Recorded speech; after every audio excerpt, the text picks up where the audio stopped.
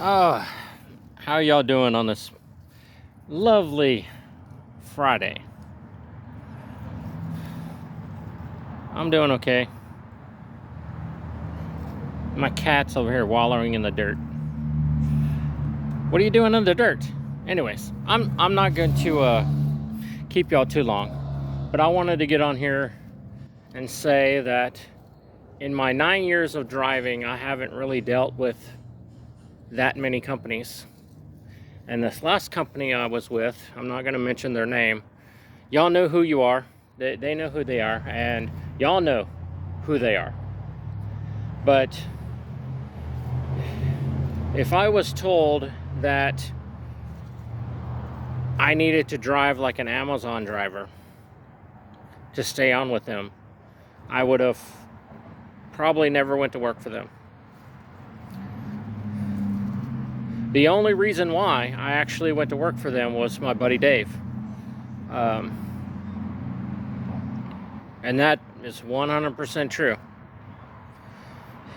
They didn't pay much, but I got a 2024 Freightliner with all the bells and whistles, so I was happy with the pay cut. But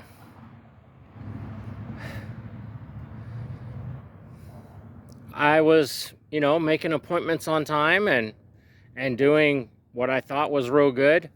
Some people aren't going to agree with me, but my normal average driving is anywhere from 64, 65, 66. That's my normal driving. Yes, I drive like Prime. I don't care. Anyways, for this company, I picked up the pace to 68, 70. I was driving more miles. I was driving 400 or 500 miles a day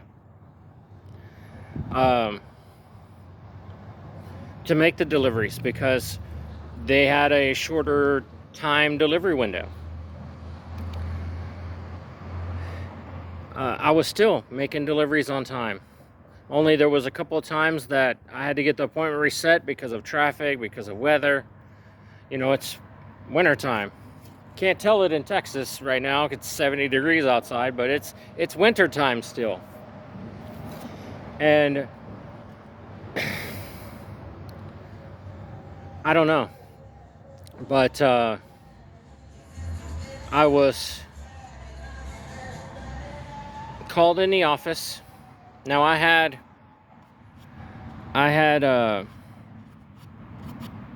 the last load that they gave me.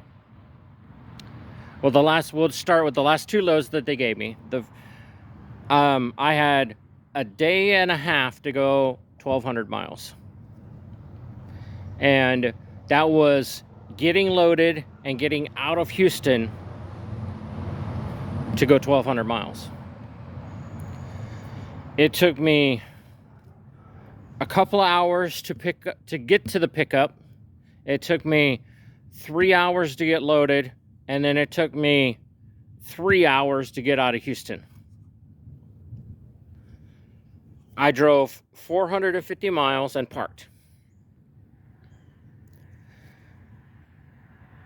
I had an hour left on my clock. And I still had, I wasn't going to be able to make appointment time. And I told them. And they told me that I needed to make appointment time, that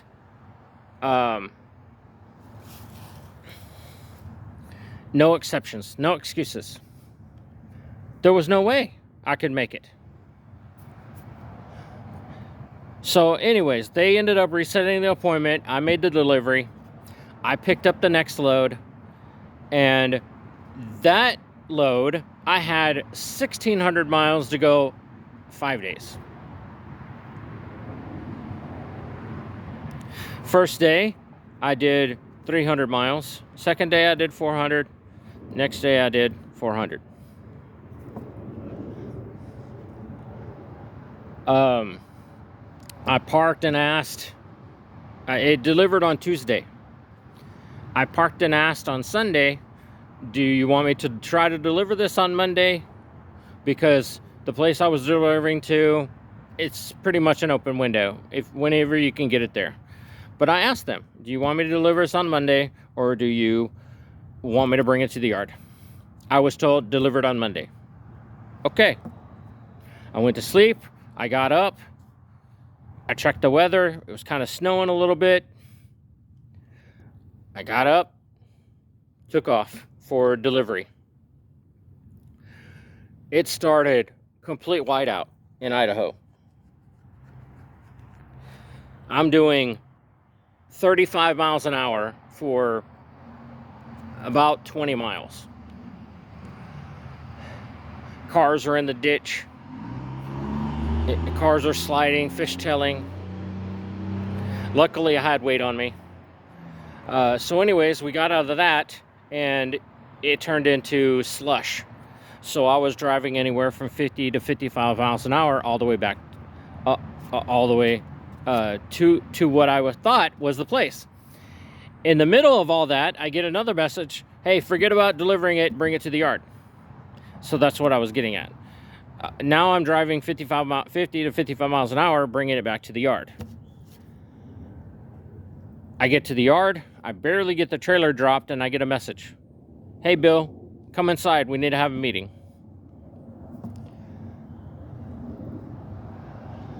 I knew it wasn't good. I had the feeling that because I didn't make the last load, that they had to reset the appointment.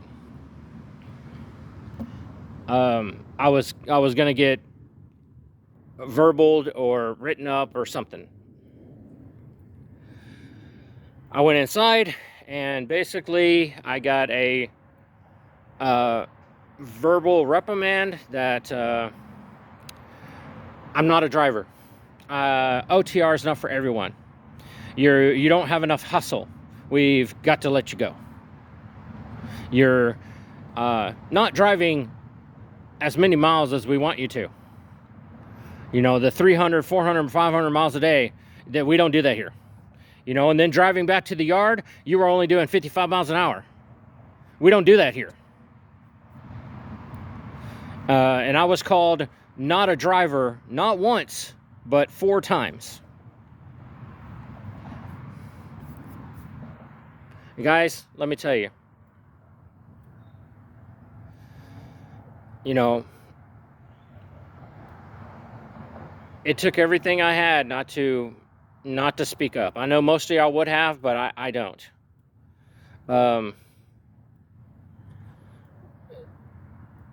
If I was by myself, then probably yes. But I wasn't. I had my dogs with me. And it is what it is. So, that being said, it was an experience learned. You know, you need to drive out your clock every day. If I'm getting the loads there on time, why does it matter how many miles I drive? Why? Drive 200 miles one day, 600 miles the next. Why does it matter? It all averages out. I don't understand. I still don't understand. And, you know, like I said, I don't. Some of y'all might agree, disagree. I'm just putting it out there and letting y'all know what happened. And I've got something lined up. We're going to see if it pans out. And we're going to go from there. You know, it is what it is. So, I hope y'all have a great weekend.